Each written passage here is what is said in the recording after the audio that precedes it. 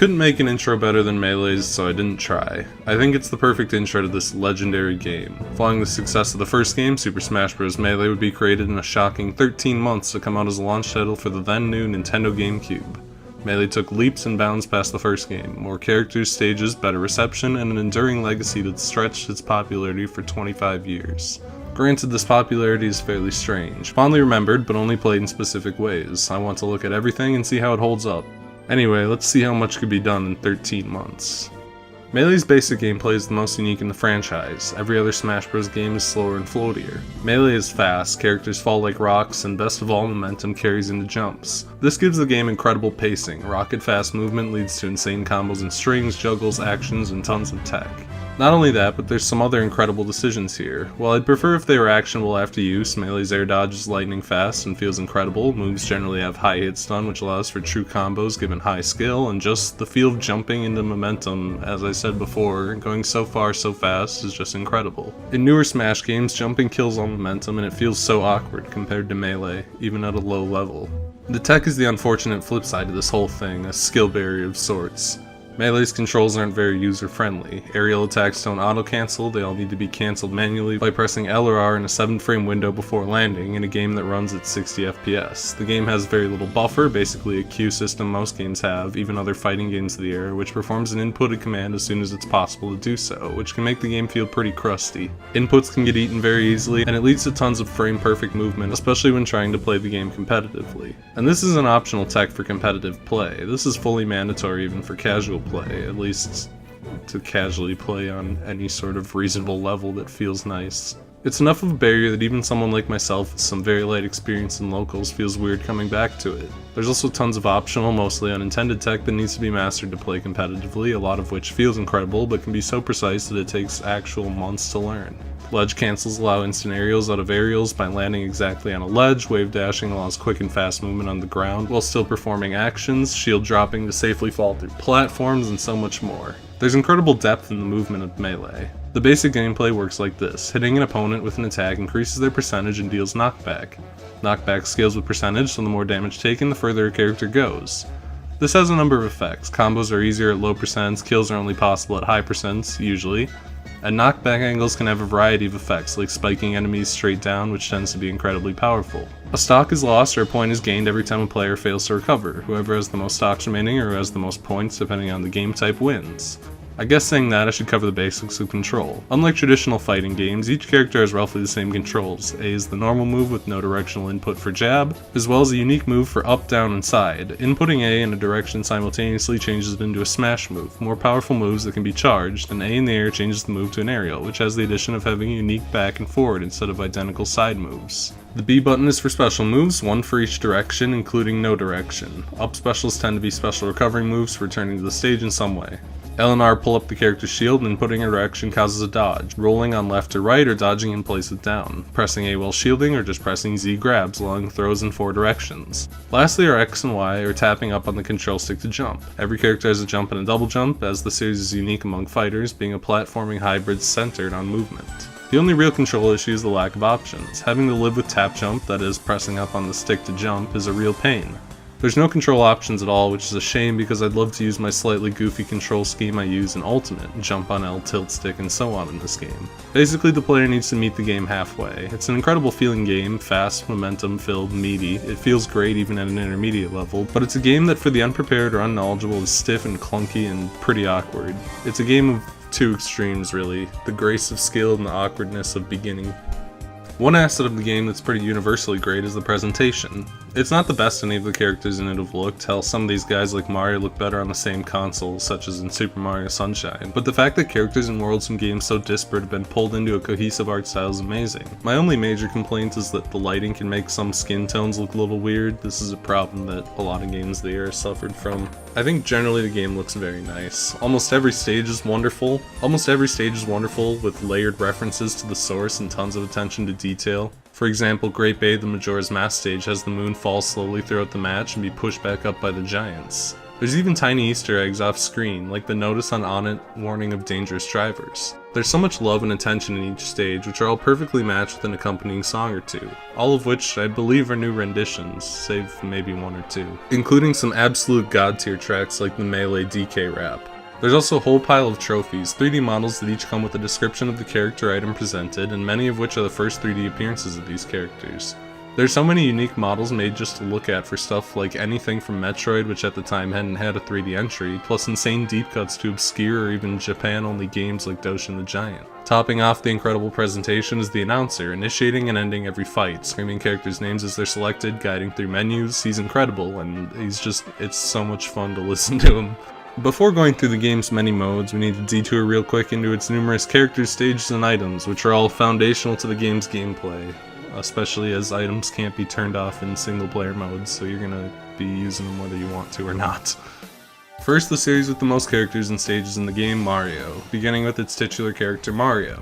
Mario is primarily based on Super Mario World, with his down special being the spin jump and his side special being the cape, with a bit of 64 with moves like the breakdance kick, and is the Melee Shoto. He's a very well-rounded if a bit middling character. He's got a fireball, uppercut, and tornado spin attack just like a Shoto, granted these serve fairly different purposes here. Mario's recovery is decent, his fireball is good for harassing opponents, and his spin attack gives him a bit of extra height when he's recovering. Plus his new cape special can reflect projectiles and even turn opponents around, a fantastic gimp if used well, on top of helping him stall in the air. He's a very easy character to get started with and has some good combo potential with his fairly good throws and simple combo moves like spamming up tilt. His forward air is a huge dunk punch that spikes opponent. It's not really that great of a move, but it's incredibly fun and satisfying to land. Despite this, Mario has pretty much fallen out of favor competitively. He's a bit too simple and well-rounded to make a big impact, landing him in a fairly low placement. Luigi is the other returning Mario character from 64. While once a very direct clone of Mario, Melee revamped Luigi to be incredibly distinct to the point of only having surface-level similarities. Luigi is a bit odd because a lot of his moves are kinda Smash unique, like the green missile. Luigi, like all characters in this game, has two different unlock methods, 800 versus matches, or clearing the first stage of adventure mode with the seconds on the timer ending in a 2, then beating Luigi and Peach in under a minute. Luigi's most notable departure from Mario is his physics. Very low traction, very floaty, very high jumps. His wave dash is the best in the game due to how low his traction is, allowing him to cover huge distances while sliding, which is uniquely useful just for him. His specials mostly match Mario's, although his fireballs don't bounce, his tornado works a bit different, and his recovery is sheerly vertical, plus has a sweet spot that deals massive damage and knockback, although it does next to nothing outside of the sweet spot. He also ditches Mario's cape for the green missile, a headbutt that launches Luigi completely horizontally, which can be used recovery and has a small chance of being a misfire, which gives him much more distance and hits much harder. Luigi's ground game is pretty bad, outside of some good combo throws, especially his legitimately broken dash attack that's just missing its final hitbox and as such just sets him up to be attacked. Regardless of this, his aerials are some of the fastest attacks in the game and tend to be pretty powerful tools, especially his down air, one of the fastest spikes in the game. Despite having some great attributes though, Luigi is considered only marginally better than Mario and has a terrible time getting combo started because of his high jumps and floatiness and generally just being terrible on the ground. The Mario series got 3 newcomers in Melee, beginning with Princess Peach, primarily based on Super Mario Bros. 2, the USA version, with the vegetables and floating. Peach has a wild and unique set of moves that have pushed her into the A rank of competitive. Most of her specials are pretty mediocre. Toad is a below average counter, Peach Bomber is strong but predictable, and Parasol is a slow and linear recovery, albeit one that can be used for some wicked combos if it can pull it off, but her real saving grace is Vegetable, which causes her to plug a turnip from the ground and carry it as an item. Vegetables are easy to juggle and rack up damage with, and have a few varieties, especially the infamous Stitch Face Vegetable, which can downright kill opponents, on top of the small chance to pull a few items. Mr. Saturn, which breaks shields on contact really easily, the Laser Sword, which has big range and deals decent damage, and the Bob-omb, which is realistically a free kill. On top of that, she has fantastic aerials that all have a place in juggling, killing, or racking up damage that get even deadlier when combined with her unique float ability. By holding jump, Peach can hover and move horizontally in air while still performing aerials, which gives her a fantastic recovery on top of really wild damage potential. She's almost certainly the most complicated and difficult high tier to play, but one of the most rewarding as well. Bowser is one of the worst characters in the game, mostly based on Mario 64 Bowser it seems. There was obviously an attempt to make him very threatening and monster-like as a opposed to the more cartoony renditions that were starting to become more common at the time. He's incredibly slow and laggy, his recovery is terrible, and his high power, which sounds like a good thing, and sometimes is, makes it incredibly hard for him to make any meaningful combos, if he can even start one in the first place. Arguably, his only good move is his grounded up special, which comes out incredibly fast, but has absolutely no combo potential. His ground pound hits hard, but it's difficult to get it to hit and it has no follow-ups, Koopa Claw is a mediocre command grab, and Fire Breath is too clunky to do much. Some of his aerials are technically good, his up air should be a solid juggling tool, but he's so slow and heavy and just awful at jumping that it doesn't work very well. He's currently placed second to last on the tier list for good reason that's fairly obvious even when playing him semi-casually. Finally is Dr. Mario, aka Better Mario. Dr. Mario is largely identical to Mario in moveset, but with different attributes. Dr. Mario can either be unlocked by beating Classic or Adventure Mode with Mario without using continues, or through 100 versus matches. Dr. Mario loses a bit of speed and jump height, plus has a worse recovery, but trades it for a generous increase in power. His throws are incredibly strong, his aerials hit massively hard, and while he loses a bit of combo potential, his raw power over Mario seems to more than make up for it. Fittingly to its place is the series with the most characters, Mario also has the most stages. There are two broad things to know about stages, not just these ones, but all of them. One, that they each have one or two songs, with the alternate song being chosen at random or by holding L while selecting it, and two, stages have an odd pairing system within series, with one serious stage and one silly stage listed in pairs on stage select. Usually what the game considers serious and not is pretty iffy. Mushroom Kingdom Princess Peach's Castle takes place on the roof of Peach's Castle from Super Mario 64, which plays a song of the same name that uses remixes of Super Mario Bros. 1's overworld and underground themes. The stage consists of two flat planes separated by the middle tower, whose walls can be used for combos with platforms that raise when a fighter stands on them on either side. Periodically, a colored switch may appear, the green switch creating question mark blocks that contain items off the side of the stage, and one large soft platform, which is a platform characters can fall through or jump up from the bottom of, appearing on each side. The red switch extends the floor out with soft platforms, and the blue places two fairly useless slanted platforms on the edges. Periodically, bonsai bills will also fly in from off-screen from various angles and starting points, causing massive explosions that are usually one-hit kills depending on how early a character gets hit by it. Keep in mind this is one of the serious stages allegedly. The midsection kind of ruins the flow of the stage. It makes it really easy for fast characters to just switch back and forth and camp or otherwise use the walls for broken combos. Mushroom Kingdom Rainbow Cruise is another Mario 64 stage, based on the Rainbow Cruise course, which has music that remixes Super Mario 64's slide theme and Super Mario Bros. 1's underwater theme. Rainbow Cruise is a moving stage, starting on a fairly small flying boat that crashes into some platforms and sinks, then a climb with some flying carpets that drift up with the player, then onto a pendulum with blocks that fall when stood on above them, then a horizontal stretch with platforms before returning to the boat. Obviously the stage is a chaotic nightmare, but I'd be lying if I said it wasn't in kind of a fun way. The boat is definitely fun to play on, and the stage is just slightly too fast in a way that makes it incredibly hectic, but in an enjoyable, stupid way. Mushroom Kingdom is the Super Mario Bros. 1 level. It's almost weird to see GameCube games be nostalgic. Its primary song is the overworld theme from Super Mario Bros. Untouched, while its alternate is a remix of the fast-paced Fever song from Dr. Mario.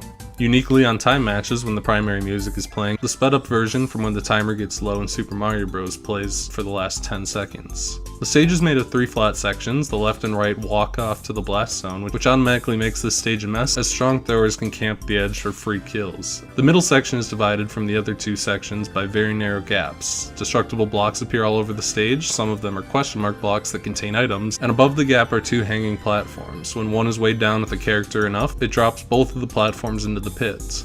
Mushroom Kingdom is a bit of a clusterfuck, add in walk-offs, and it's fair to call the stage fairly unplayable for the most part. Mushroom Kingdom 2, as its name implies, is the Super Mario Bros. 2 USA version stage, despite the fact that that game doesn't take place in the Mushroom Kingdom, playing the overworld song from that game, including the speed up at low time like the other Retro Mario stage, and also using Fever as an alternate.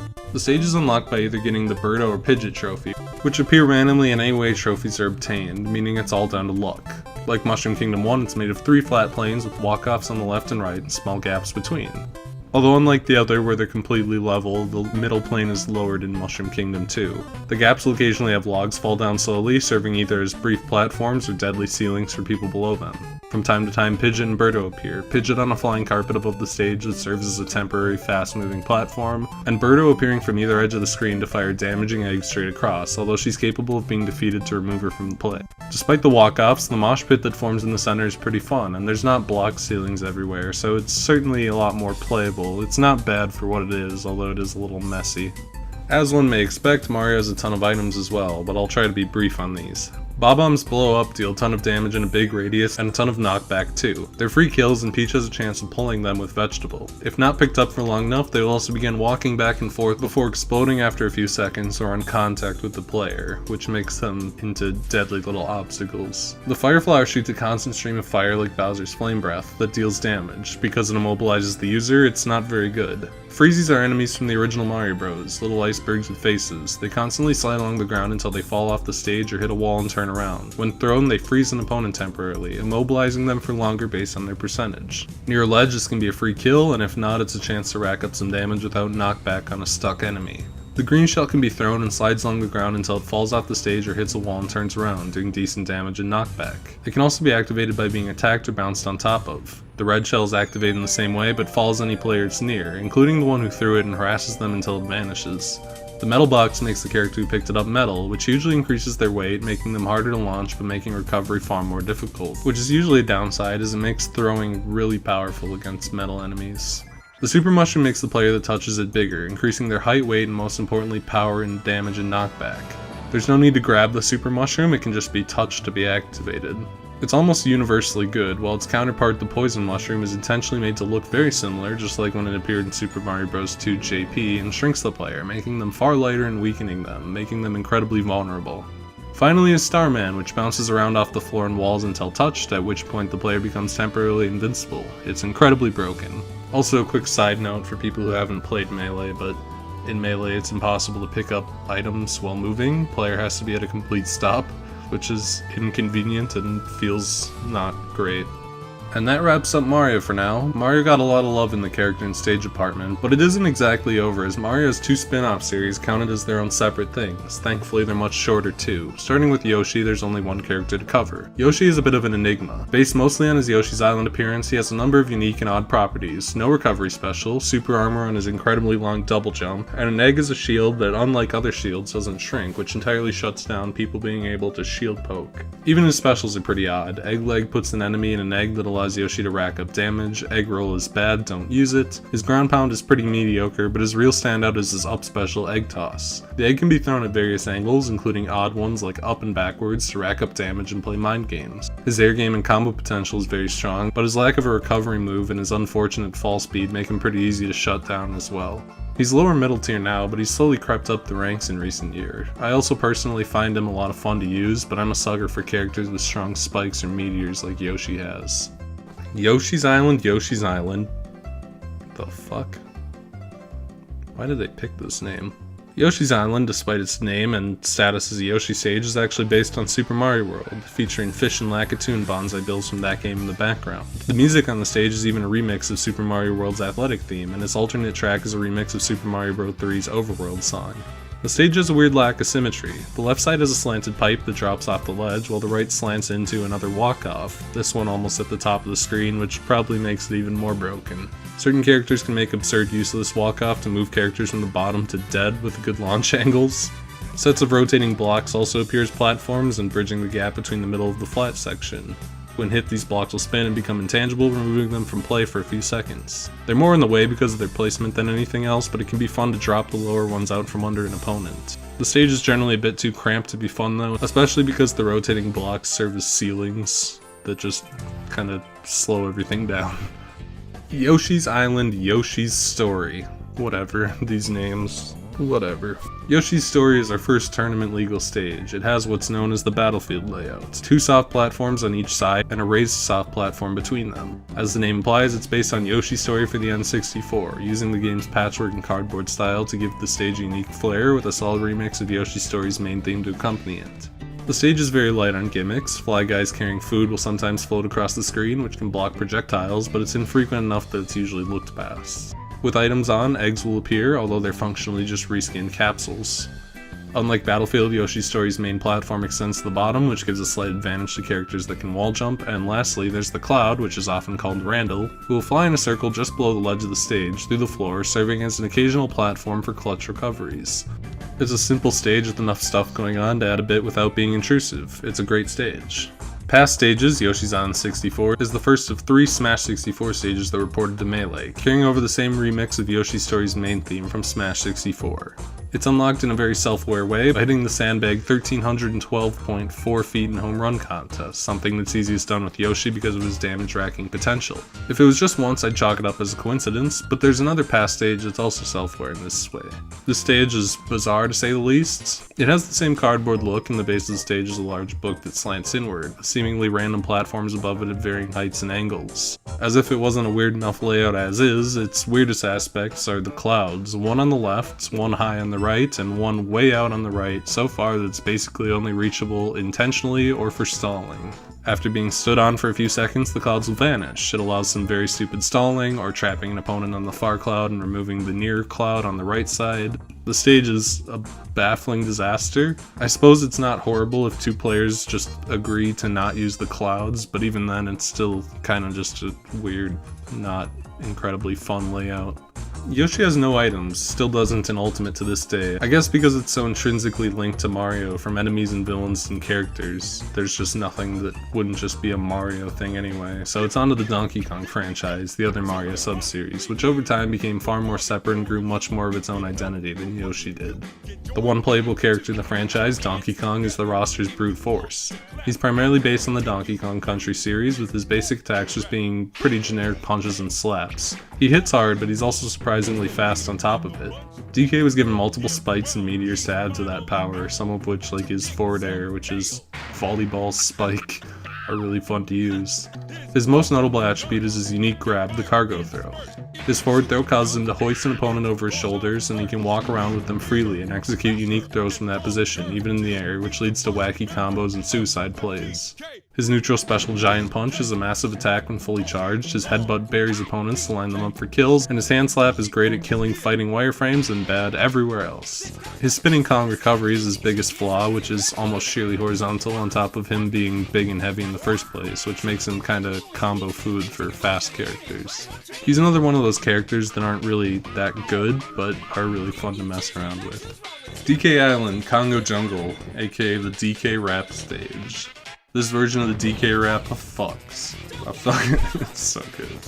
This stage could be the Great Cave Offensive from Ultimate and still be the best stage just because of the song. The stage itself is legitimately pretty fun too. The whole thing is a raft perched on a waterfall, a super cool and unique theming, with 2 masts with 2 platforms each for a fun and unique layout. On top of that, there's a small rock on the right that's not so far off as to create issues like Yoshi's Island 64, but enough to catch a break. Occasionally logs may stop either to the left or right of the raft and serve as temporary platform. Additionally, sometimes claptraps, these little crocodile dudes, also show up and basically insta-kill whatever they hit. It's a fun brand of chaos. The one thing I don't like very much about the stage is the launch barrel underneath it, which can add a bit of stalling and make for some very cheap recoveries. Overall though, it's a really great, casual, fun stage. DK Island Jungle Japes is a fun stage aesthetically, a jungle river set against a sunset while a remix of Jungle Japes from Donkey Kong Country plays. The layout is simple enough, 3 base platforms, one slightly lowered in the center, with a soft platform above it. Its main gimmick is the rushing water that pulls characters to the left as they sink into it, making recovery very difficult, if not impossible, for some characters. Made even harder by the claptraps that occasionally appear and more or less finish off anyone below the stage, including those hanging from it. It's a pretty fun and simple stage, I like it a lot. Past stages Congo Jungle is another Smash 64 stage, this one unlocked by completing 15-minute melee. 15-minute melee is hell, it's way too long, but I'll come back to that. The important thing is the dominant strategy for this mode is spamming hand slap with DK for 15 minutes straight, which again shows some weird self-awareness. Congo Jungle is fine, it's got a long base platform that dips in the middle, 2 platforms that are just a little too high up on each end, and 2 platforms that circle each other very slowly in the middle. It's maybe a bit too big for its own good, but it's fine enough, outside of also having the barrel cannon, which is kinda for the same reasons as the new Congo Jungle. DK has two items as well. The barrel cannon, which unlike the stage hazard version is pretty neat. When thrown, it rolls across the ground and catches opponents who need to time their launch to prevent themselves from getting killed or rolling off a ledge. And the hammer from the original Donkey Kong, which is kinda busted. When picked up, the character holding it swings it back and forth for a few seconds, losing their ability to double jump or attack, but dealing massive damage on contact. It can be countered if the player with the hammer can be knocked off, but it's not that easy to get in an attack against it. There's also a small chance that the head falls off the hammer, effectively leaving the user of the hammer helpless, while the head can be thrown around as an extremely powerful weapon. Finally free of Mario, we move on to F-Zero, a tiny universe that's mostly notable as the home of the game's most hyped character. Captain Falcon is the hype king. He's good, definitely, fast, good at comboing, hits hard as a truck, but I feel half the reason he's ranked so highly is the sheer force of will to make him good, because he's just fun to watch and fun to play. His forward aerial, the knee, is probably Melee's best individual move. It's so much fucking fun to land, and it hits hard as hell. It's just so exciting to use. He's got an okay recovery that's also command grab to lead into stuff, but he's pretty easily thwarted while using it by getting grabbed in a bad place for him, which is pretty much his one major weakness. Falcon Kick and Raptor Boost are okay. Falcon Punch is very prediction reliant, but also incredibly fun when it hits, and holy hell, it's the most iconic thing about his character. His aerials are fast and flashy, he's just great to use. He's the coolest character by far, hands down. Great kill combos, setups, throws, amazing speed. I just fucking love Falcon. It's hard not to, especially if you watch competitive. Just the way that he's played is just so much fun. F-Zero Grand Prix Mute City is a traveling stage that plays a remix of F-Zero X's Mute City. As time goes on, the stage will land in a location with a few different setups of platforms, depending where on the track it is, sometimes walls, sometimes bad layouts, sometimes decent layouts. Then after a little bit, it'll pick up and fly somewhere else. During the transition, as it's flying to the next spot, it's a completely flat, long platform. In real time, the racers on the track will drive around, occasionally meeting up with the players, and driving through the various stops, dealing huge damage and knockback when they run into players. This limits the potential of the stage quite a bit. A lot of the stops grind to a halt when racers are passing by and players are just stuck on platforms waiting for them to go, while certain other stops have no real option but to dodge around and pray. It's a little bit too much. I think it'd be fine without the racers on it, but with the racers it's like, F-Zero Grand Prix Big Blue is another racing course themed track, reasonably so given F-Zero is a racing game, with a remix of Big Blue as its main song, and a remix of the song from the NES game Mach Rider as a nice little nod to a different Nintendo racing game franchise. The stage is unlocked after 150 versus matches. Big Blue follows the race along instead of stopping in the track, starting on Captain Falcon's ship, the Falcon Flyer, before it flies off, while the rest of the stage is played on top of moving F-Zero racers that speed in and out of the play area and occasionally other floating platforms that come along for the ride. It's easily the most chaotic stage in the game by far. Platforms are constantly moving and coming and going. Falling off drags the player to the left of the track, but they can potentially jump off to save themselves. But the track moves so fast that it's incredibly difficult and unlikely for a lot of characters, especially ones with bad jump squats, which is how long it takes them to get off the ground, like Ganon and Bowser, the heavies. It's a brilliant bit of chaos that never has any stability, which makes it great in a very non-serious way. Again, no items for F-Zero, not much to work with, so on to the Legend of Zelda universe, which has gone from 1 character in the first game to 5, a fucking massive jump. The first character is obviously Link, based here almost entirely on his Ocarina of Time appearance. Link's main gameplay characteristic is having a bunch of different tools on him. His neutral special is his arrows, which have a ton of range. The boomerang similarly does, but has a variety of other uses, like being able to be angled and returning to Link at the end of its throw. His up special is the spin attack, which hits fairly hard, and his down special is his bomb, which can be thrown and explodes after a bit of time, but more importantly can be used to give Link way more recovery through damage boosting with well-timed explosions. Link's grab also has a higher range than most characters, as he is able to tether grab. He shoots his hookshot to grab from range, which can also be used to cling to walls and ledges for recovery if in the air. Being the first in a long line of anime swordsmen in Smash, Link also has a disjoint on most of his attacks. That is, his sword doesn't have hitboxes, so he isn't vulnerable through most of his attacks. Link's neutral air is hilariously broken, not in the balance sense, but in the not functioning correctly sense, as there's no flag to end the attack, leaving its hitbox active for the entirety of the animation, even after he puts his foot down. On top of that, the shield he always holds automatically blocks projectiles when Link is standing still, which is actually pretty powerful against certain characters. Despite these good traits, he's really heavy, which is kind of just a death sentence in this game. Characters fall so fast, and it's so easy to combo heavy characters. On top of the fact that he lacks good actions to actually kill besides just going in with some smash attacks, that he's landed pretty low on the tier lists. Zelda and Sheik are a unique character in that they share a slot. This benefits neither of them at all. Each character can switch to the other at will using down special. Zelda, visually based on her appearance in Ocarina of Time, although mostly using spell Link's learns in that game as attacks, given she didn't do much in that game, is one of the worst characters in the game, currently in the F tier. The common joke is that Zelda's only good move is down special. The common joke is that Zelda's only good move is down special. In most cases, this is pretty much true. Her neutral special, Nairu's Love, is a reflector and comes out fairly fast. Her recovery, Pharaoh's Wind, goes incredibly far, but it's really stiff and limiting. And her forward and back airs have some good kill power, but she's horribly floaty and slow. She can't land the few good moves she has, and most of her moves, like Din's Fire, which is a very slow-moving and predictable projectile, aren't particularly good even if they land, and she just completely falls apart in the air. She's incredibly slow, I think second slowest. Even casually, she's just not fun to play in the slightest. Sheik, on the other hand, is very, very good. She's based on Ocarina of Time again, although most of her moves are kind of just ninja stuff, as Sheik also didn't do a lot in Ocarina of Time. Her needles rack up damage from range nicely. She has multiple chain grabs, great combos, fast and strong aerials, high speed, basically everything the other good characters have. For a long time, she was considered Melee's best and is still a top tier character coming in 4th. There isn't much else to say. She's really solid, great in the air, and fun to play because of how quick she gets around and how strong some of her options are.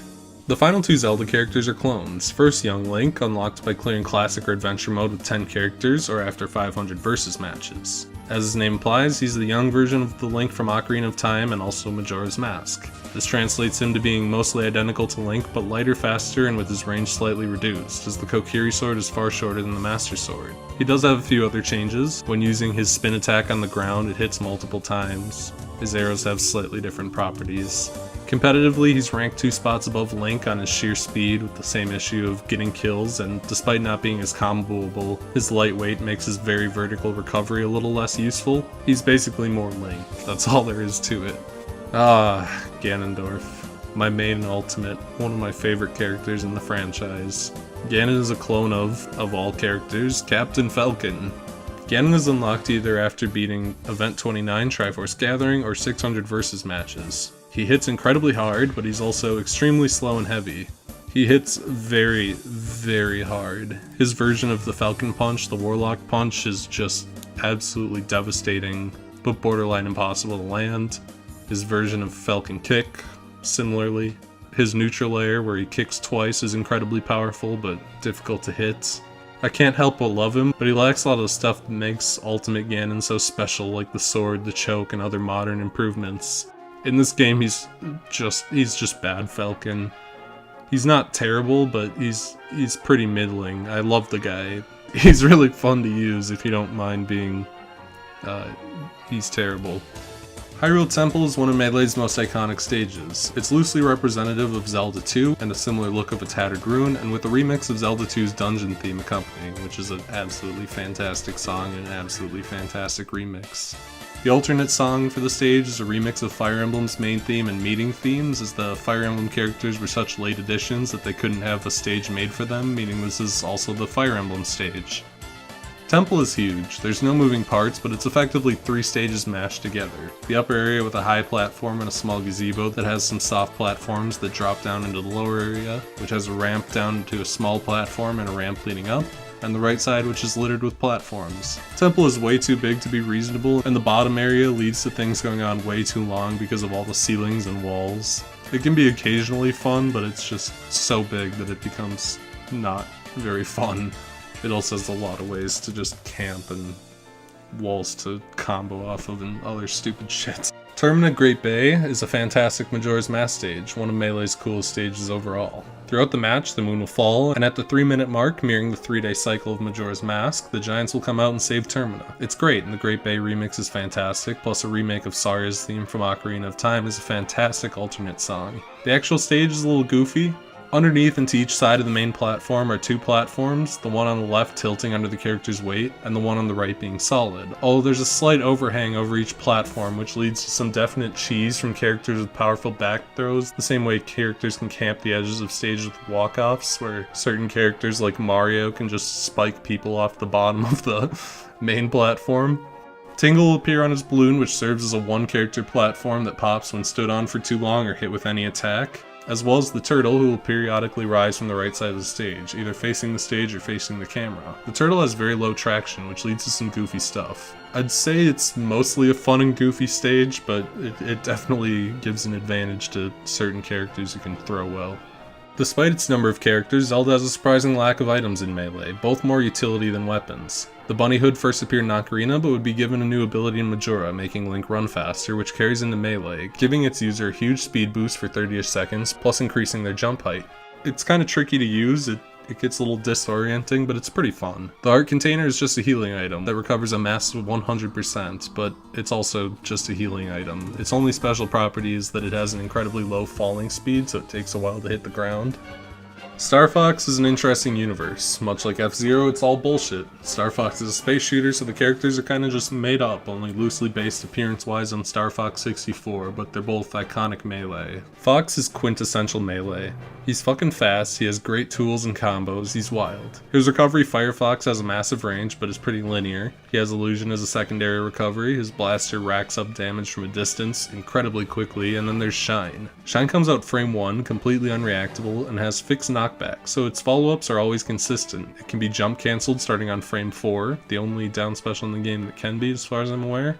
And that's before getting into Fox's crazy air game. He's number 1 on the tier list for a good reason. He's incredibly iconic, and he's certainly fun to use, but he's so fast and technical that it's a little bit difficult to play if you're not on the competitive side of things. He's an absolute joy to watch though, regardless. I'm horrible with Fox, but for those people who can actually use him, he's incredibly fun to watch. His clone Falco is unlocked by completing a 100-man melee, which is a mode I'll explain more later, or through 300 versus matches. He's generally considered the second best character in the game after Fox, and he's basically vertical Fox. He's not quite as fast, but he hits a bit harder in general and jumps higher, and has a lot of great moves for verticality, like his version of Shine launching opponents straight up, and his up air being a solid kill move to follow up into that. His down air is an incredible spike that leads into some crazy combos and kill setups. I really love playing Falco. He's also a fair bit easier to wrap your head around than Fox is, because he's not quite as fast or technical. He's more friendly to casual play, and he's undeniably fantastic and competitive either way. Lylat System Corneria is something. I don't love Star Fox music. Corneria is okay, but this stage is a mess. The body of the plane is gigantic, and the slopes make it a bit weird, but it also has pretty severe camping spots behind the fin, which is lower and smaller and shielded by the fin. And the guns at front are also a camping spot, which are tucked way in front of the stage and basically impossible to approach if someone's camping there. They occasionally shoot lasers to kind of prevent camping, and they can be destroyed, but it's really hard to destroy them from a distance, and certain characters can hang out down there basically indefinitely. The worst part is that throughout the whole stage, ships in the background and flying in from the sides will shoot very powerful lasers somewhat randomly, making the stage incredibly unpredictable. Even when standing on the R-Wings as platforms, it's possible to get hit by lasers, not to mention that they can just fly straight up and take a fighter with them. There's a special Easter egg on this stage and the other Star Fox stage. By pressing down for exactly 1 frame as Fox or Falco, they'll do a special taunt where various characters from Star Fox will have a few silly lines over the battle. Each character has 5 each. Venom has similar issues, but not as severely. It plays an okay remix of Star Fox's main theme as its music and is divided into 4 sections. The upper sections slope up and out from a middle wall, which can be used for cheap combos or avoiding fights, which is an unfortunate side effect of this stage's layout. And the 2 lower ones slope down and out, divided by the body of the ship. This setup leads to a lot of camping and runaway much like Venom, and ships still attack from the background, although much less frequently and obstructively.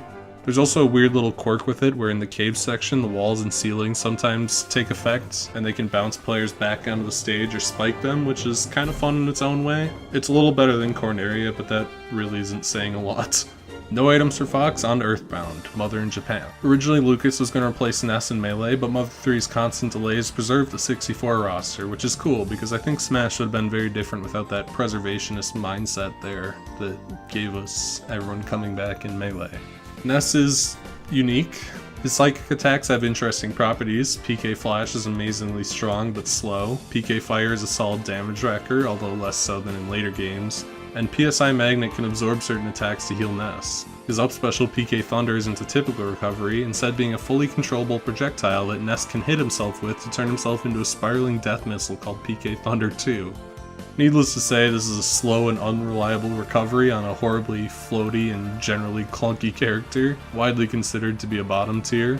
He has some solid aerials and some of the best throws in the game, but his ground game is absolutely terrible, especially his awkward, wimpy smash attacks.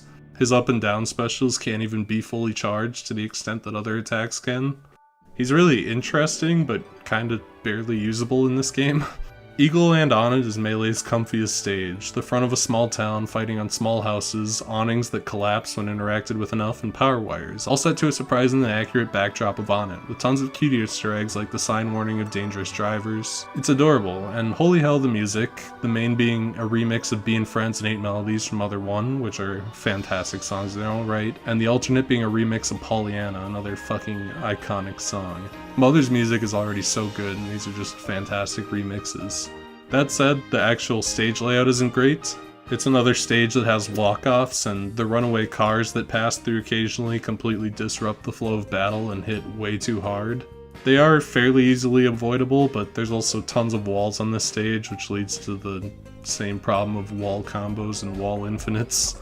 Eagle Land Foreside is similarly fantastic visually, a nighttime city from the top of skyscrapers with lights from buildings and the moon adding a special ambiance to an amazing techno version of Foreside's music. Foreside is unlocked by playing 100 versus matches. The stage isn't as hectic as On It, but a huge pillar in the middle definitely leads to camping in the same ways. Occasionally a UFO appears which hangs around somewhere near the top and has almost no traction, which is really fun to mess around with. It's a really fun and goofy stage, and it looks absolutely wonderful. Earthbound's only item is the very unique Mr. Saturn, a little dude who wanders around the stage and can repeatedly be thrown for small damage. However, its most interesting characteristic is that it deals massive shield damage, which can break almost any shield in one toss. The Ice Climbers universe is incredibly limited. I mean, it's based on one singular NES game that isn't, good. Ice Climbers are an amazing character, or set of characters. Their main gimmick is being a dual character. The player either controls Nana or Popo depending on the costume, while an AI controls the other and attempts to follow closely and mimic the movements of the player, which leads to some really fun stuff, like their forward airs comboing into each other for a spike, as many of their smashes and aerials also do. There's some incredible range on their recovery, but their specials are all pretty underwhelming.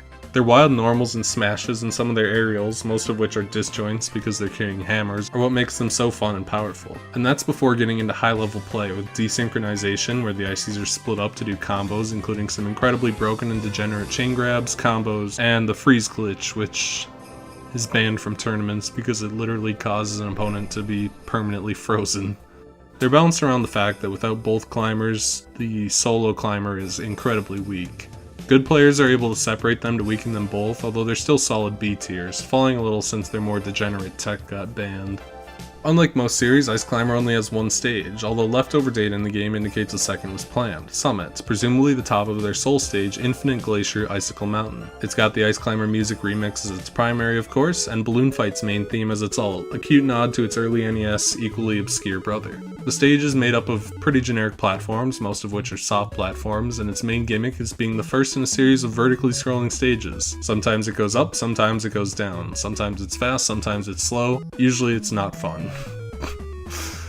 That's basically the entirety of Ice Climber for Melee. There wasn't really much to work with. Kirby is a universe that's surprisingly underrepresented as well. Why isn't DDD here? Kirby is officially the worst character in Melee. Poor guy. He's insanely light and floaty, no ability to approach, and his best kill move is sucking up the opponent and killing himself. His throws are good and some of his ground stuff is decent, but he generally sucks, which is also his most unique ability.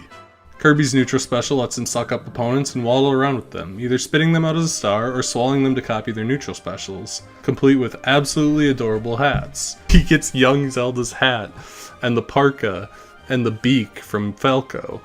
It's so cute, it's adorable. That said, the ability is very rarely useful. Even if there are probably a few combos with the hats, it's the opponent's choice what ability Kirby gets, which is severely limiting. And his other specials leave a lot to be desired as well. Stone leaves him incredibly vulnerable, especially because he can be grabbed out of stone. Hammer is way too slow, and Final Cutter is a decent height extender on top of having 5 jumps already and not much else. Although the fact that a lot of his moves are based on his copy abilities from other games, Final Cutter being Cutter, Stone being Stone, Hammer being Hammer, his dash attack from Burning, forward smash from Fighter, and on is absolutely adorable. Kirby is downright awful to play, but at least he's the cutest fighter by far.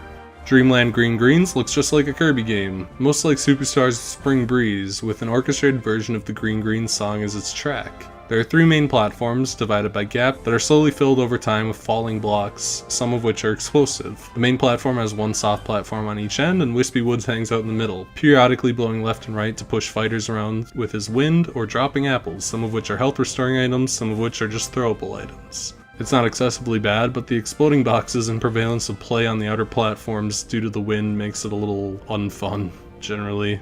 Dreamland Fountain of Dreams is another standout visually. Based on Kirby's Adventure, it goes wild visually with reflective water, starry skies, and pastel colors. It's beautiful and plays a calm and relaxed orchestration of Gourmet Race, which is oddly fitting despite how upbeat the original song is. The stage itself is very simple, one of Melee's few tournament-legal stages. It follows the battlefield format like Yoshi's Story with one slight change, that the left and right platform will very slowly lower and raise over time, occasionally becoming flat to the ground. It's a fun time and a very well-balanced stage. Past stages Dreamland 64, aka Smash 64's one legal stage, looks very similar to Green Greens and plays a more upbeat version of Gourmet Race. It's unlocked by beating target tests with every character. It's battlefield, but occasionally Wispy blows left and right, that's all there is to it. Kirby has a couple items. The Maxim Tomato heals 50%. The Parasol is a mediocre battering weapon, but more uniquely lets the character float after jumps, kinda like Peach's Up special. The Star Rod is a battering projectile that also shoots a star from its tip when it's swung, which is a nice bonus. And the Warp Star makes the character fly up and off screen before crashing down a few seconds later, which deals gigantic damage and knockback, but is pretty tricky to control, so it can lead to some accidental self-destructs. The Metroid universe is another one with pretty shallow representation, not incredibly surprising given there was only 3 games in the series and the last one was Super Metroid in 1996 before this game. Its only character is Samus, who has a unique blend of character traits, both heavy and incredibly floaty. Like the Link, she has a tether grab for recovery and has a grab, which allows her to start combos out of her generally great throws, which is helped by the fact that it's a little faster than the hook shot as well. She has a wide variety of tools, her charge shot that deals massive damage, missiles and super missiles depending on if her side special is smash inputted for wearing down opponents, and bombs for starting combos, on top of a solid and damaging recovery in the form of her spin attack. Her grounded attacks have a huge amount of varying properties, up tilt being a spike, down tilt launching, solid aerials all around. She's really good and only held back that she's really easy to combo against given that she's both heavy and floaty. She also has a few secret techniques, the Super Wave Dash that takes advantage of her speed increase during using Morph Ball Bomb to rocket herself around, and the Extended Grapple, activated by a developer code and still tournament legal, apparently a remnant of testing that extends the range of her grapple and gives it homing properties at the cost of needing to manually grab when the beam overlaps with the opponent. She's really fascinating and I think really fun.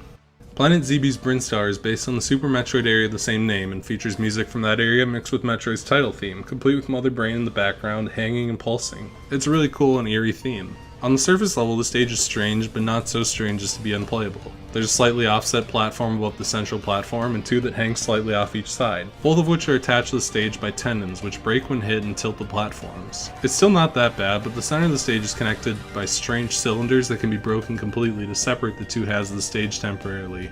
Even this would probably still make the stage playable if a little messy, but the stage falls apart due to the rising lava. Sometimes it rises to just below the stage, sometimes up to the side platforms, and sometimes up to the upper platform, which can really limit the play space and make things a little stally and boring. The lava launches characters up and damages them, which can lead to a lot of game extension through removing the lower blast zone. It's quite hectic and not really in the best ways. On the other hand, hectic in the best ways is Planet ZB's Brinstar Depths. The stage is round and varied, with a few platforms and other bits and bobs around, accompanied by a droning remix of that area's theme from Metroid. It's unlocked after 50 versus matches and is a completely bizarre mess. Frequently, Kraid, who looks fantastic, will rise in the background, attack the stage, and cause it to rotate, constantly changing the stage's playable layout. It's a bit odd that the ledges aren't grabbable anywhere on the stage, but it's really fun in a stupid way to be constantly shifting the stage layout and having to adapt to it as it moves. It's certainly not a serious stage, but it's a really fun one. Metroid has one item, the screw attack, which makes a fighter that holds its jumps become attacks that act very similar to Samus's up special. It can also be thrown at an enemy to cause them to jump and become helpless, giving it some edge guarding potential, but they'll also be damaging during this jump, so it's risky if used at short range. Pokemon has a ton of variety in its series and therefore a lot of stuff to cover, especially in the item department.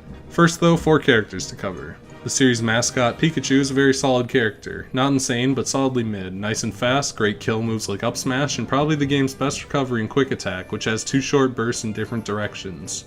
Thunder Jolt is a decent projectile for pestering opponents as it clings to walls, floors, and ceilings. Skull Bash gives a different, but usually worse form of recovery, and Thunder is fun to use, but not excessively useful as it's so slow. His aerials tend to be really fast and rack up damage nicely, but he's also fairly light, and his range is abysmal. He needs to be in really close quarters to get any of his best stuff off. He's fun to use, I like using him, he's really fun, but he's not amazing. Jigglypuff is very interesting. Jiggs is the first character most players will unlock, either by completing Classic or Adventure once or after 50 versus battles. She's light and floaty, but also top tier. Jigglypuff is slow on the ground, but insanely quick in the air and capable of staying in the air for a long period of time using her many jumps and her side special Slap, which is also a solid move due to its priority. Her aerials vary, but her back air is generally regarded as one of the game's best moves, being huge and disjointed. Sting allows her to put opponents to sleep, but it lasts so long that it's rarely useful, and rollout is risky and punishable. Her most unique attack is Rest, which has an incredibly tiny hitbox, but deals massive damage and knockback when it lands, at the downside of making Jigglypuff stay asleep for a fairly long amount of time, which makes it very punishable. There are a few reliable setups for getting rests, which makes her really good in that regard as well. Unlike some other characters whose floatiness is a downside, she's so floaty, light, and small that she's actually really difficult to combo. She's basically considered a hard counter for Melee's best characters, basically countering the meta of the game. At low levels, she's pretty bad, but the high level play is an amazing display of not incredibly exciting counter meta play and stalling. Pichu, otherwise known as Bad Pikachu, is more or less a joke character, unlocked through either Event 37 legendary Pokemon or after 200 versus matches. His moveset is basically the same as Pikachu's, but he's a fair bit faster and some of his aerials are actually a little better than Pikachu's, on top of having really good throws. Pichu's downfall comes in the form of being the game's lightest character, extremely easy to get rid of and rack up damage on. Even more issues with range than Pikachu, and of course, receiving recoil damage from any of its attacks that use electricity. Not only most of its attacks, but usually its best attacks, causing it to constantly become more and more vulnerable over time, putting it at nearly the bottom of most tier lists. In casual play, I still find Pichu fun. He's fast Pikachu, but it's pretty undeniable that he's nothing but bad Pikachu. Mewtwo is a bit weird, bad weird. He's unlocked either by playing 700 versus matches or 20 hours of versus, which counts each player individually, making it 5 hours with 4 controllers, leading most players to unlock him by plugging in 4 controllers and leaving the game on overnight. Like Samus, he's both heavy and floaty, and while he has some interesting stuff, absolutely amazing throws and okay projectile and Shadow Ball, Reflector and Confusion, albeit not an amazing one, and a great recovery and teleport, which he's borderline incapable of being hit during. He's also loaded with useless stuff. Disable, which is difficult to get off, mediocre and awkward aerials and hitboxes, weak smash attacks, and of course being big, heavy, floaty combo food.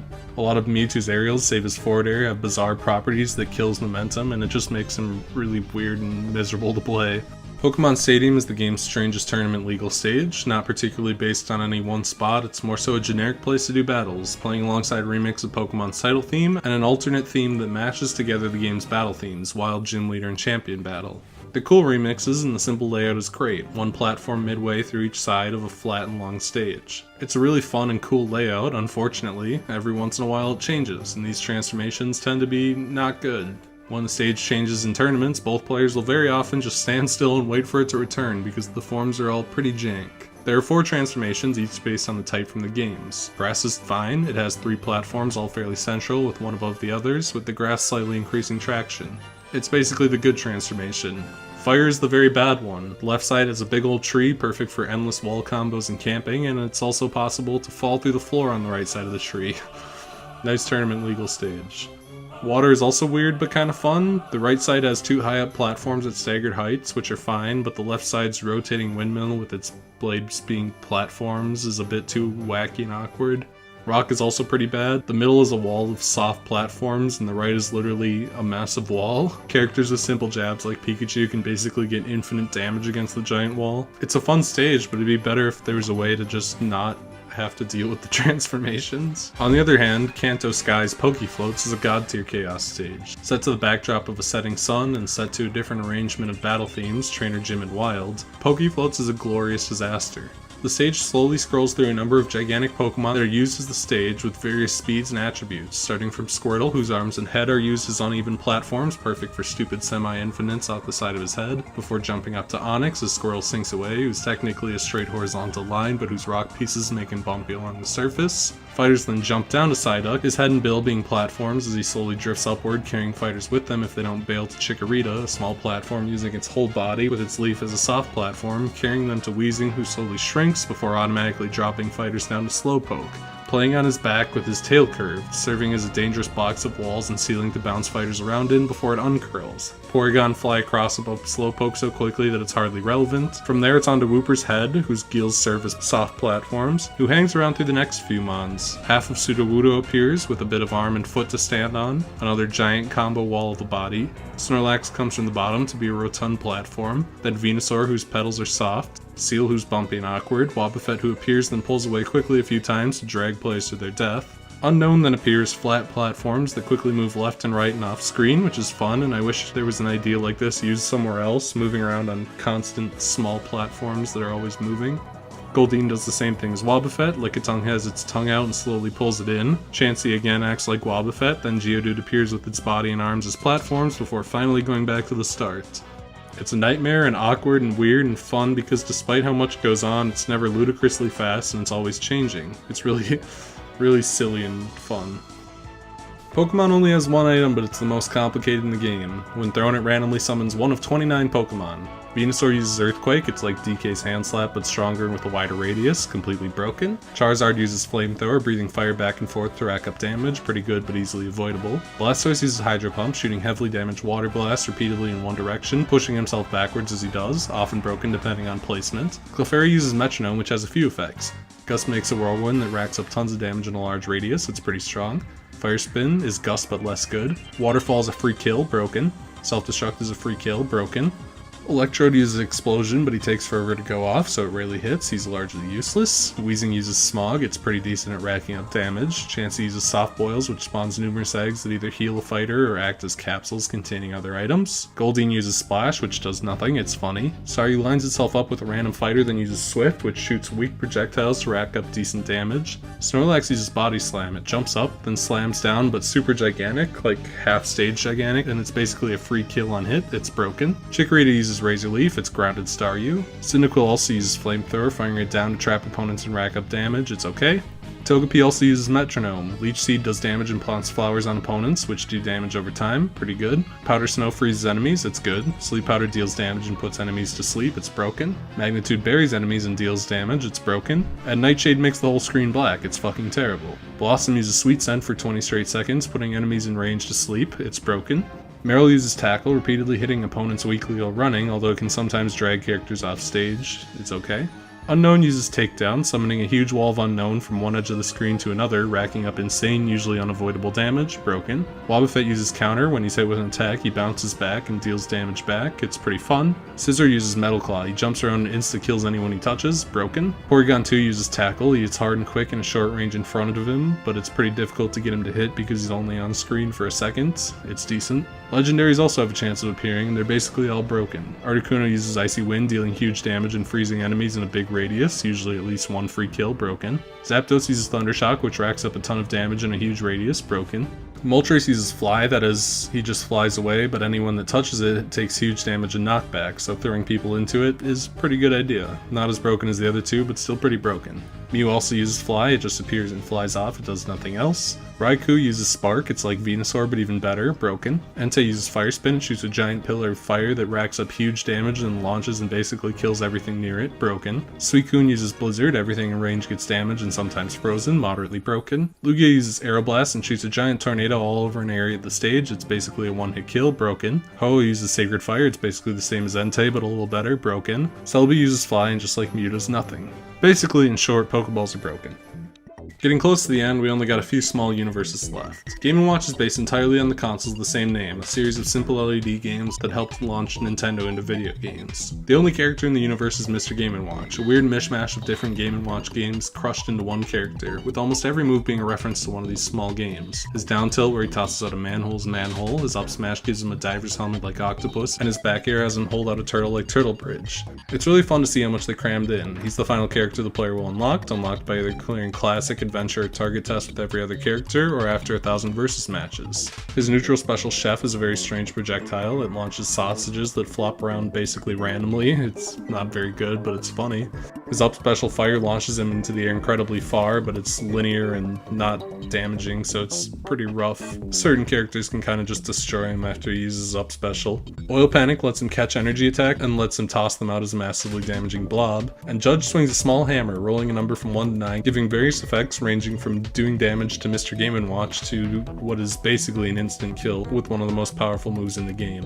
Mr. Game & Watch also has fantastic style. He moves in a very choppy manner, emulating his LCD roots, and while still a 3D model, he's completely flat. It's such a neat style. Game & Watch has a surprising amount of kill power in his smash attacks and some solid throws, but he's slow and needs to rely on these strong hits to get stuff done. He also has some really bizarre attributes too. Some of his aerials are accidentally marked as specials, meaning they can't be L-cancelled, and his shield is way too small, which means it's borderline non-functional. Stack on top of that like many other low tiers, he's light and slow, and you've got a fun, goofy character who isn't actually good at all.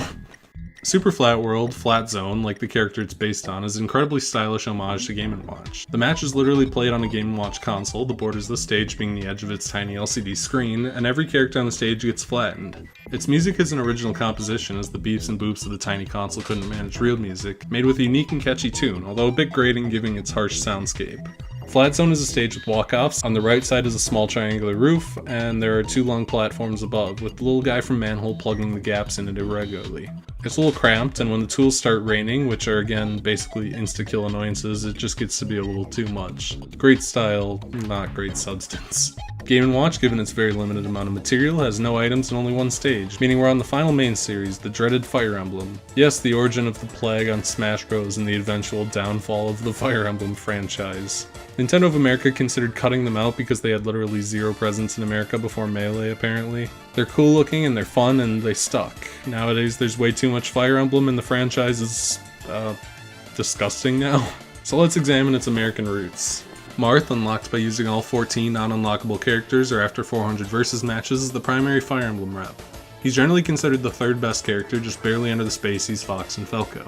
His gimmick, so to speak, is his tipper. The point of his sword hits far harder than the primary part of the blade, rewarding him for maintaining positioning, which is a good thing for him as he's fast and smooth to control, and has a wide variety of attacks to keep himself in his own attack range, and out of opponents. Marth's moves all center on various sword moves, so I won't bore with the details, but they all have varying powers and speeds and properties focused on this range play that Marth thrives on. Marth's grab range is absolutely insane for some reason, which has kind of become a joke, and his throws lead into great combos as well. He's generally really fun to play, he's fantastic, it's really fun and rewarding to just keep players at the tip of his sword. On the other hand, Roy is bad Marth. Really bad Marth. F tier Marth. Roy is cool as fuck, I love his design and voice, that said, his playstyle is basically inherently terrible. His gimmick is the opposite of Marth's, an anti-tipper. His attacks are stronger at the hilt, and ignoring that makes no fucking sense, it fights against the way the character Roy is a clone of is built, and the core mechanic of the game. Marth's sword is made to keep opponents away, getting close means that the whole sword is actively fighting against Roy, as the game's mechanics of increasing knockback as the fight goes on, constantly forcing Roy to continue chasing to keep close. He has a lot of stuff that makes Marth good, but he can't make good use of any of it, and he's moderately slower. He does have one funny thing though, his early hits of his up special, which hit multiple times unlike Mars, have massive knockback to help the move connect all of its hit properly. By reversing this attack and only landing the first hit, really light characters like Pichu will almost always be killed in one hit. Roy is really cool, and he doesn't deserve the fate of being so fucking awful. Marth and Roy were added so late that their stage Akinia, named for the land Fire Emblem takes place in, was never implemented, and as such they have no stage or items.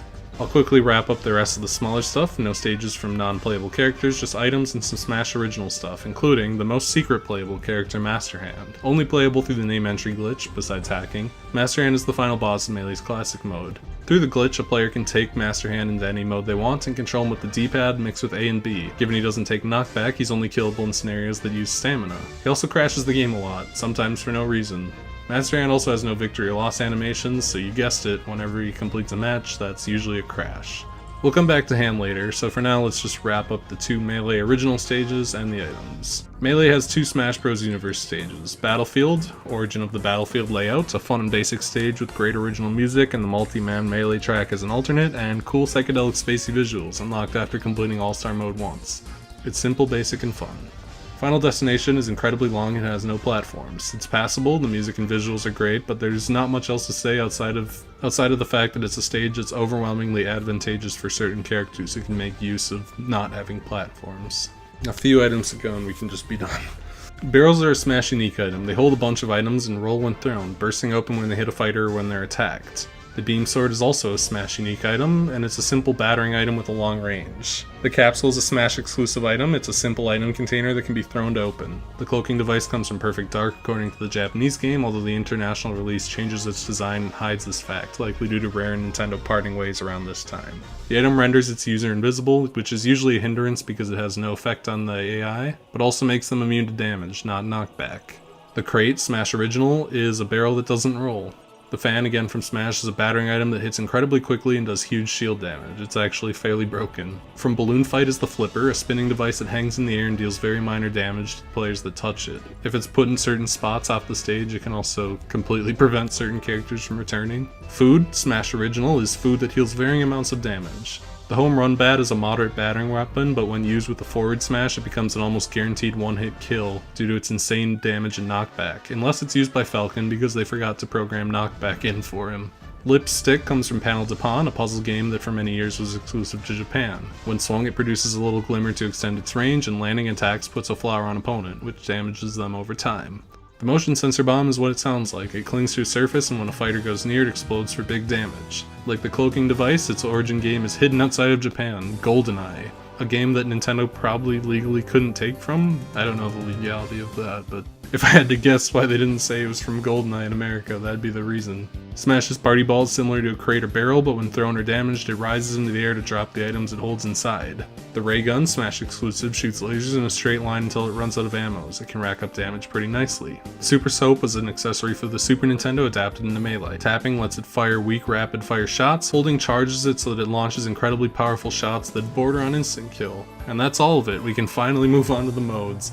Classic mode is the simple single-player mode. There are 11 stages that each feature a random opponent or opponents set around a theme, with a few minigame breaks in between. There are 5 difficulties, very easy, easy, medium, hard, and very hard, which not only raise AI levels from brain dead to 1-frame reaction times, but fuck with knockback taken and received. High difficulties means enemies go nowhere and launch the player ridiculously far. The AI blatantly cheats, and this difficulty selection carries across the main 3 single-player modes. Stage 1 is a 1 vs 1 battle, Stage 2 is a 2v2 with the player getting a computer ally, Stage 3 is the selected character's target test, we'll touch more on that later. Stage 4 is also a 1 vs 1 battle. Stage 5 is a 3 vs 1 battle against a giant opponent, which tends to be pretty easy due to having 3 guys and the giant opponents tend to accidentally SD.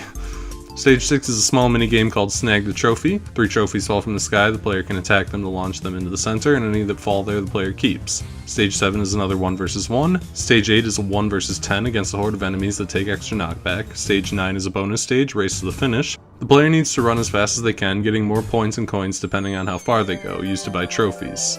There are 3 branching paths, allowing the player to choose the one that suits their character best. Large walls of spikes for the vertically inclined, a giant lava pit for the horizontally inclined, and a weird spinning death pit for nobody. Interestingly, this minigame isn't playable individually like Target Test is, only here in Classic mode. Stage 10 is a 1 vs 1 against a metal opponent, which means back throw and free win on most characters. Finally, stage 11 is the boss fight against Master Hand.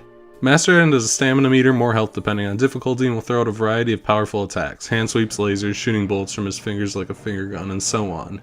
To beat him, the player needs to deplete his health fully while staying alive against his powerful attacks. On normal or higher, and if the players reach Master Hand in 5 minutes and 50 seconds or less, Crazy Hand also appears once Master Hand is at half health.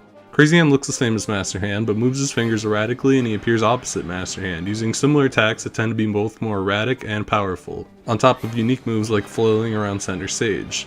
Dodging the two in tandem becomes pretty tough as they act independently of each other, making focusing on both tough, although they also do have some combination moves. Once the hand or hands are dealt with, Classic ends with the player's fighter turning into a trophy. In Classic mode, they turn into a trophy representing the appearance of the game they're most based on. Mario has a Mario 64 looking pose, the Ice Climbers are just sprites from the original game, the Star Fox characters are pointy and polygonal like the original Star Fox, it's pretty adorable. There isn't much to Classic mode truthfully, most of the fights are just regular fights, and on higher difficulties the AI is insufferable and only really vulnerable to cheese. Target Test is great, but playable outside of Classic mode, and like Race the Targets is pretty cool, but not go through most of Classic mode cool given it's just basic randomized fights outside of the couple mini-games.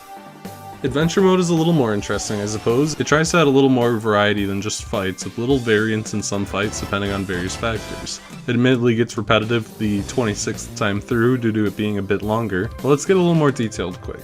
Stage 1 of Adventure Mode is the Mushroom Kingdom, which begins on a platforming stage like the Mario games it's based on, but with unique aesthetics that seem to be reimagining the 2D Mario games in 3D. There's not much to the platforming, but Goombas and Koopas appear, which like in Mario are killed when jumped on.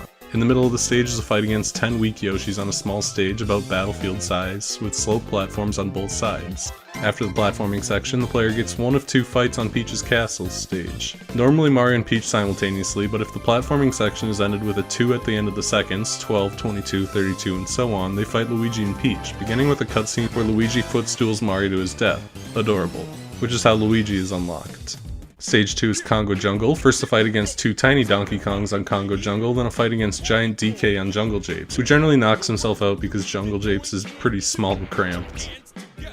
Stage 3 is the Underground Maze, the Zelda stage. A small maze-like dungeon meant to represent a Zelda dungeon featuring Redeads that grab the player, a like that swallows them and spits them out, and Octoroks that shoot projectiles. There are 6 rooms, one contains the Triforce that ends the stage, while the other 5 have the Master Sword, which starts a fight with Link, which all have unique platform layouts that are roughly similar to Battlefield with slight variance in height and slope of the platforms. Most characters can jump over these fights entirely. Afterward is a fight against Zelda on Temple. Stage 4 is Brinstar, which begins with a fight with Samus on, of course, Brinstar, then a Metroid-esque escape sequence that the series loves. 40 seconds to climb out of a pit, if the player doesn't make it in time they lose a life. Stage 5 is Green Green, starting with a fight against Kirby on Green Greens, then going into one against 15 Kirbys that have different copy abilities from randomly selected unlocked fighters. If both of these fights are beaten in under 31 seconds each, the player also gets to fight Giant Kirby. Stage 6 is Corneria, which starts with a fight against Fox on Corneria without any of the lasers and usual chaos present, which is very much appreciated, with AI set to run away from the player. Once Fox is defeated, the player fights either a more aggressive Fox, or if he's unlocked, Falco, who's also aggressive. Chosen at random on Corneria in full chaos mode with the R-Wings and Wolfen shooting the stage again.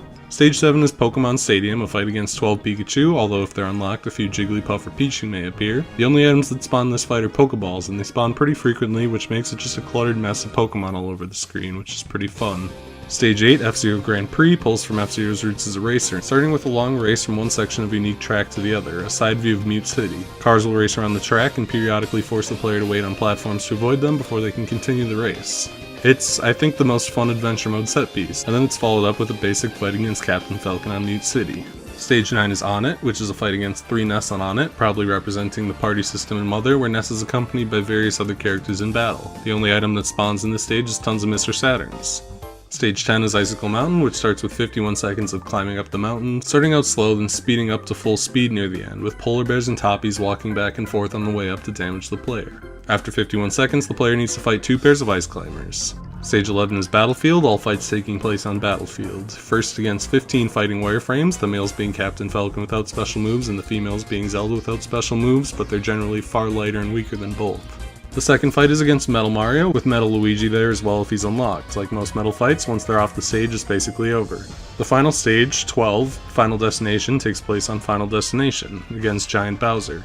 If playing on normal or higher, and if everything up to defeating Bowser was completed in under 18 minutes, the player also fights Gaga Bowser, a Smash original version of Bowser who's gigantic and very powerful. His moveset is roughly the same as Bowser's, but with different effects and more power in general. Defeating Giant Bowser and Gaga Bowser, if applicable, ends the mode. Adventure's a little cheesy, but I think it's cute how they tried to use the fights and unique adventure stages to show what each series was about.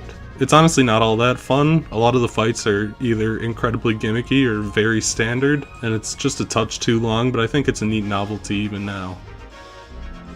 All-Star Mode is a survival endurance mode, unlocked alongside Mr. Game & Watch. It consists of 13 fights, 4 against 1 opponent, 4 against 2 opponents, and 4 against 3 opponents, going through the entire roster except for Mr. Game & Watch, with round 13 being a fight against 25 Mr. Game & Watches. The hook of the mode is that the player doesn't heal between fights, instead they have 3 modified heart containers that fully heal the player in the rest area, which uses a remix of Kirby Superstar's save room music, which is a nice touch as well. These heart containers don't respawn between rounds, adding a bit of strategy to the mode by forcing the player to consider how much damage they can afford to take. That said, the mode is just okay. High difficulties are awful because of the reliance on cheese when fighting multiple opponents, and everything is just more or less normal battles, save the final battle, which is a copy-pasted event match. It's passable, but it's not all that interesting.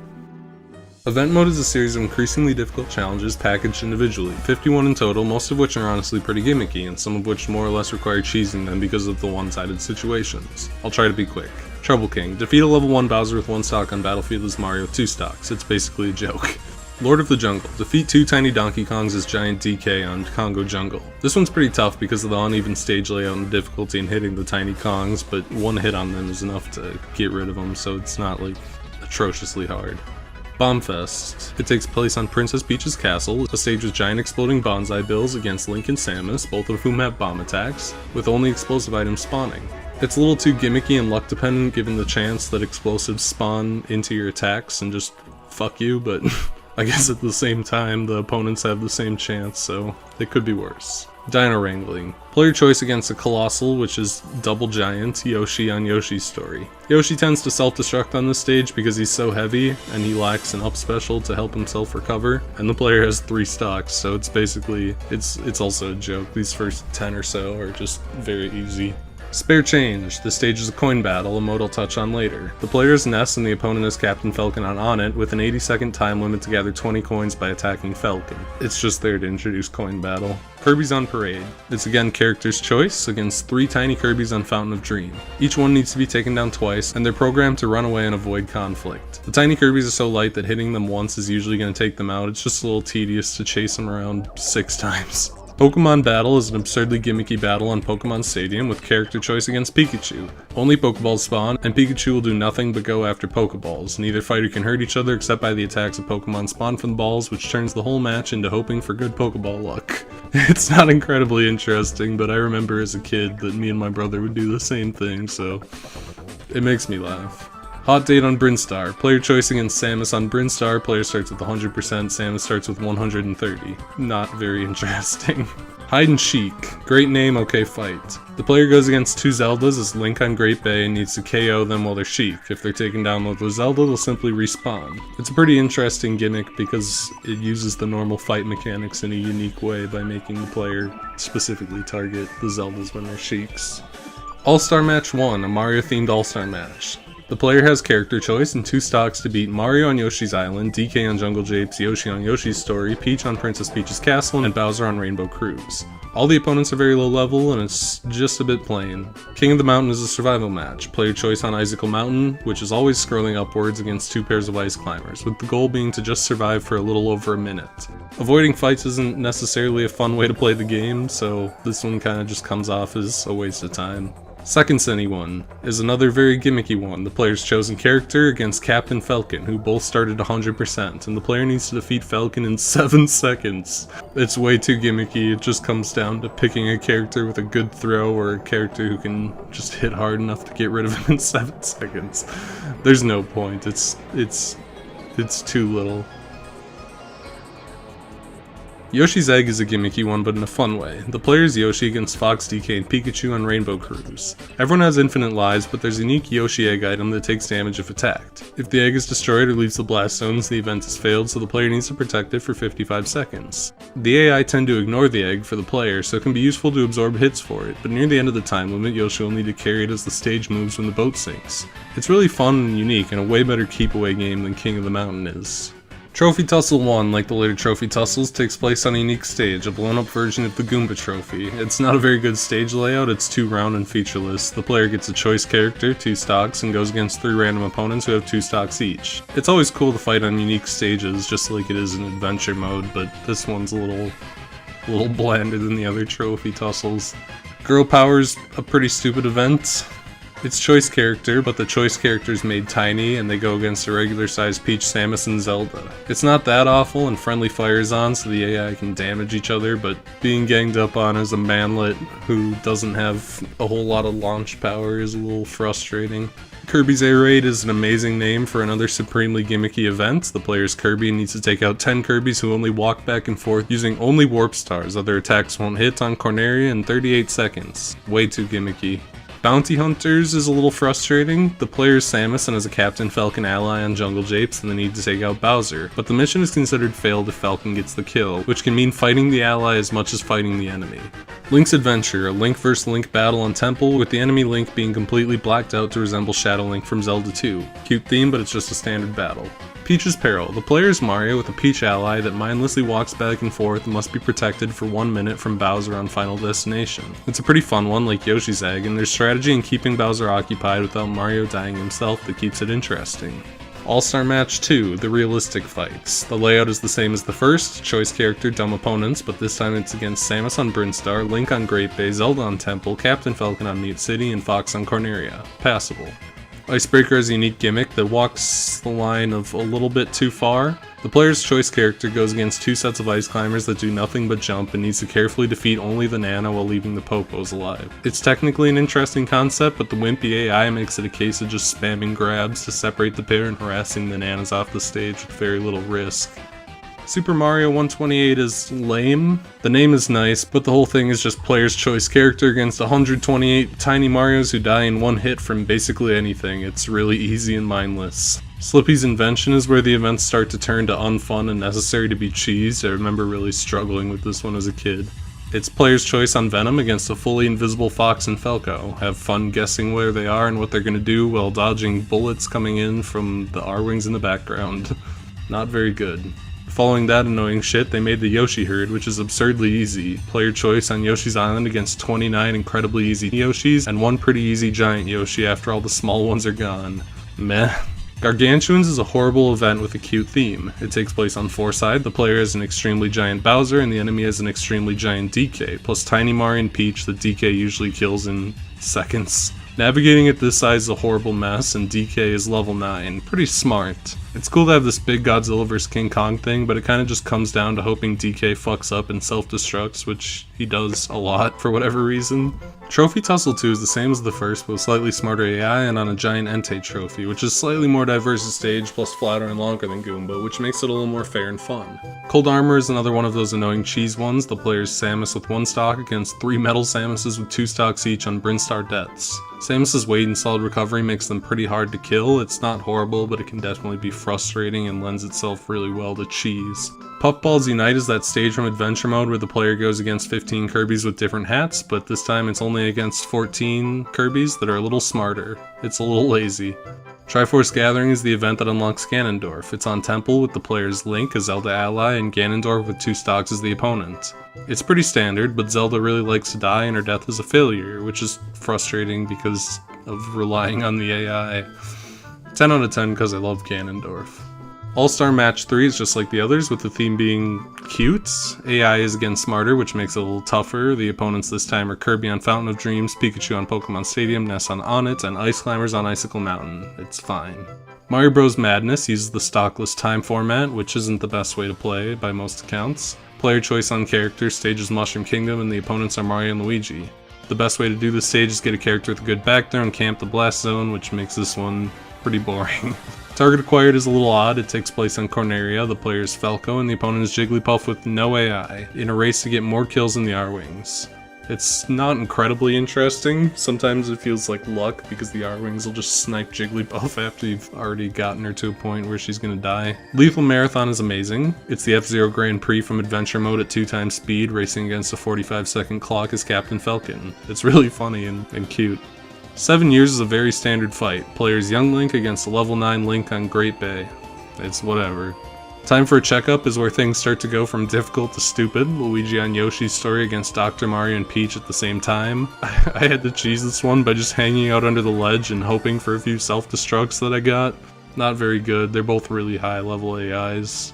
Space Travelers is fucking terrible. It's an all-star match with the players forced into being Ness, who's already bad enough. Unlike All-Star, Ness only gets 1 stock instead of 2 and has to fight 5 opponents. Samus, Kirby, and Fox on Foreside, and Captain Falcon and Falco on Battlefield. It's really frustrating to be stuck as such a bad character through so many characters, especially given that a lot of these characters are really good. Like Captain Falcon, Falco, and Fox. Samus is also decent. Legendary Pokemon is the stage that unlocks Pichu. The only item that spawns is Pokeballs, but they're modified to only summon legendaries or Wobbuffet. Unlike the earlier Pokeball-themed event, the enemies, 4 giant wireframes and Jigglypuff aren't immune to attacks, but they may as well be because the wireframes are so heavy and Jigglypuff just runs away. Grab Pokeballs and pray, it's not very good. Super Mario Bros. 2's player choice against Mario, Luigi, and Peach on Mushroom Kingdom 2 with friendly fire turned on for the AI. This one can also be cheesed with Blast Zone camping. Moving on. Jigglypuff Live is the player's Jigglypuff against 3 AI Jigglypuffs on Pokemon Stadium. There's no real flair to it outside of an Easter egg, where if the giant screen in the background is focused on the player's Jigglypuff and they sing, all the other Jigglypuffs will automatically fall asleep regardless of their positioning. It's fine, but Jiggly doesn't handle crowd control incredibly well. All-Star Match 4, it's like the others but with unlockable characters and still stronger opponents. Marth on Temple, Luigi on Mushroom Kingdom 2, Jigglypuff on Pokefloats, Mewtwo on Final Destination, and Mr. Game & Watch on Flat Zone. Fine enough. On Guard is another standard fight, Marth against the level 9 Link. Moving on. Trouble King 2 is Luigi vs. Giant Bowser on Pokefloats. Giant Bowser can basically one-shot Luigi, so just pray that he SDs because his titanic hitboxes push him off of Squirtle. Birds of Prey, Fox vs. Captain Falcon and Falco on Big Blue. Fun stage, standard event, moving on. Mewtwo Strikes is another one of those frustrating events. Player's choice against Zelda and Mewtwo on Battlefield. KOing Zelda results in a loss and she's level 9 while Mewtwo is level 8. A little bit frustrating to have to wait 15 seconds for Mewtwo to spawn and deal with Zelda without somehow killing her and then rack up damage against Mewtwo while also being attacked by Zelda. Game & Watch Forever is the final stage of All-Star. Moving on. Fire Emblem Pride, choice character versus Marth and Roy on Temple. Yep. Trophy Tussle 3 is a nightmare. It takes place on the Majora's Mask trophy, which has a gigantic pit surrounded by walls in the middle by its horns. The only reasonable way to get past this, all the AIs are super high level, is to just pick a character who can spam and spam everyone up. It's really not fun. Pikachu and Pichu is also awful. Pikachu has infinite stocks and is very aggressive and high level, protecting 2 Pichu who do nothing but run away from the player's choice character on Dreamland 64. It's annoying and just requires sheer brute force and praying that the Pichus do not recover while dealing with the Pikachu. I hate it. All-Star Match Deluxe is more the same but with clones and very high level AI. Dr. Mario on Mushroom Kingdom, Falco on Venom, Pichu on Pokemon Stadium, Young Link on Great Bay, Roy on Temple, and Ganondorf on Final Destination. There's way too many fights in this one for it to be reasonable, especially given how high level the AI is. Final Destination Match is a player choice character against Master and Crazy Hand simultaneously. Unlike Classic Mode, the 2 hands are on the stage simultaneously the entire match, otherwise it's effectively the same. It's passable. At least it allows you to fight Crazy Hand without going through the whole fucking adventure mode shebang. Final event. The showdown is a fight against Gaga Bowser, Mewtwo, and Ganondorf, who are all actually only about middle level AIs. The event is really easy to cheese with Jigglypuff's slap into rest combo on Gaga Bowser, which because of his gigantic hitbox almost always hits and is an insta-kill. It's kind of a limp way to end the whole event mode. Finally done, thank God. Event mode is fine, like I said, most of these are really gimmicky and the last half gets kind of frustrating. There's some really cool ones buried under a lot of mediocrity, but I wish it was better. Oh, we're nearing the end of single player, I promise. I got a little to say about multiplayer too, but it's wrapping up. There's just a lot of content in this game. The stadium mode is comprised of a bunch of small mini games, all of which are pretty fun. In home run contests, players have 10 seconds to rack up damage on sandbag before using the home run bat to launch it as far as possible. It's a really fun and quick little mini game that rewards character knowledge. Melee target test is fucking great and needs to come back. Every character has a unique stage built around their specific movesets and skills and needs to break 10 targets as quickly as possible. Not only is there an element of self-improvement because the game tracks times, but each stage is individually just fun. Some of them are super unique too, special standouts being the Ice Climbers who have a full-blown NES Ice Climber stage. Many of these stages are great teaching tools for a character's basics because they push a character's moveset to its limit. I really wish this style of target test would come back because it's honestly the most fun single player mode in the game. Multi-man melee is pretty lame, it's only good for unlocking Falco and Congo Jungle 64, otherwise it's fights against 10 wireframes, 100 wireframes, or 3-minute and 15-minute endurance matches against wireframes. The wireframes aren't very interesting to fight and 15-minute melee is a fucking slog as I said in the DK section. Cruel melee makes the wireframes very heavy and strong and cooperative with each other. It's cruel and otherwise very uninteresting. Training mode is pretty basic. It's not like Ultimate with combo counters and trajectory viewing. It just has basic AI controls, item spawning, and speed options. It's functional but not excessively noteworthy in any way. So that's all the single player stuff. Most of the single player stuff is passable. Classic is functional, Adventure is functional. There's some interesting ideas and unique stages in Event and Adventure, and I do think Master Hand and Crazy Hand are pretty fun to fight, but for the most part it's a little shallow all the way around except for Target Test, which is absolutely amazing. So let me talk about the Versus mode real quick. I won't be long, I'm just gonna ramble a little bit, it's my video, I can do what I want. I had my brother over for a bit to play some Melee, and despite my complaints earlier about some of the mechanics being dated, which some undoubtedly are, I think the game still holds up incredibly well as a multiplayer game, even not being played competitively. It lacks the characters and stages and music of its sequels, but it feels so distinct it hasn't really been replaced. Even casually, the game is lightning fast, and the feeling of playing it is just incredible. Competitive is on a whole different level, even if it's one I can't reach. It's really fun to watch. I mean, I think it's hard to argue that Melee just has very unique multiplayer experience, even from Ultimate. Like, maybe Ultimate's technically a better casual game, but I still think there's value in playing Melee competitively and non-competitively as a multiplayer game because it's just fun. Anyway, modes. Stock and time I've already explained some. They're basically the defaults, either racking up points by getting KOs in time or depleting an opponent's stocks, and there are a few other modifiers. Time stock is the standard way to play. It's stock with a timer to prevent stalling. Item switch for turning off certain items and adjusting the frequency that items spawn, and knockback modification. There's some alternate modes. Coin battle causes opponents to drop coins when hit. Whoever collects the most wins. It's a pretty, it exists. Bonus scoring rates the player on their bonuses, things like never walking, only walking, landing hits accurately. A lot of the bonuses are pretty abstract, so winning this mode requires memorizing all the bonuses and playing in goofy ways to score them, which probably isn't all that fun. There's also Special Melee, which has a few sillier ways to play. Camera mode allows taking screenshots that eat up GameCube memory card space. Super Sudden Death starts all players at 300%, very pointless. Giant Melee and Small Melee are what they sound like. Giant is fun, Small makes things a little bit tedious.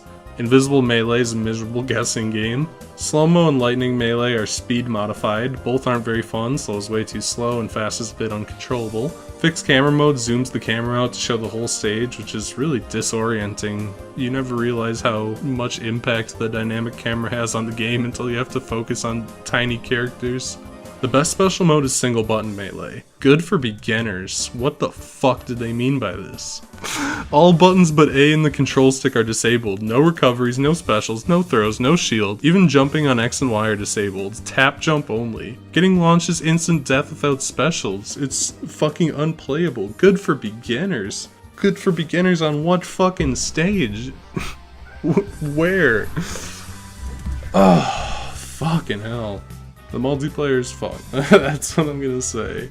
The only thing really left to cover are the trophies. Trophies are incredible. There's not only character trophies for every character, but tons of other trophies that can be found lying about in single player or won from the lottery. Each trophy has a paragraph written about the character and game they're from, and the game is loaded with all sorts of deep cuts and obscure characters. Tons from Japanese only or then Japanese only games like Doshin the Giant, Custom Robo, and 3D Hot Rally. Tons of these trophies are also the first or only time these characters have ever appeared in 3D, which is applicable to other stuff in the game of course, like Samus and the Ice Climbers and locations from Zelda 2 and so on.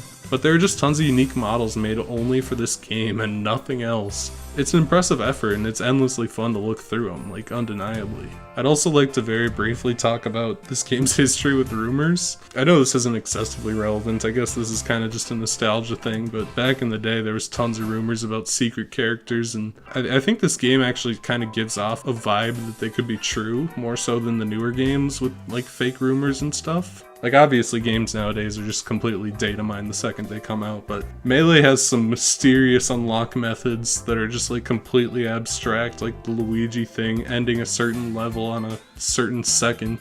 When someone makes fake screenshots of fucking Toad running around and says you need to hit all the things in the credit game to unlock Toad, it actually sounds like something plausible. Just because there's other weird and abstract shit in the game. It gives off this cool sense of like mystery and discovery and always wanting to find more. Same with the EGM thing where they convince people that Sonic and Tails were there by getting enough kills in Cruel Melee. Yeah, it's not really relevant, it's just like a funny aspect of Melee that I think is really cool that it fostered that kind of feeling in people. There's tons of other weird shit in the game. I've covered some of the game's glitches, but there are tons of others. At times, Melee really shows its 13-month dev cycle and feels like it's loosely balancing on a foundation of bubblegum and popsicle sticks, which makes it all the more impressive that it holds up so well. I mean, hell, the competitive scene in Melee is still kicking. Obviously, the tournaments haven't been happening, but they will again. Not only that, but Melee has of course gone on to make a franchise that exists almost solely in reaction to it, either trying to be nothing like it or trying to recapture it. It's a very strange set of circumstances for a game to exist in. Like, I don't know if there's ever been a game that's been so wildly influential. And it also spawned a surprisingly small subgenre of other platform fighters like the incredibly mediocre PlayStation All-Stars Battle Royale and the incredibly bad Cartoon Network Punch Time Explosion XL.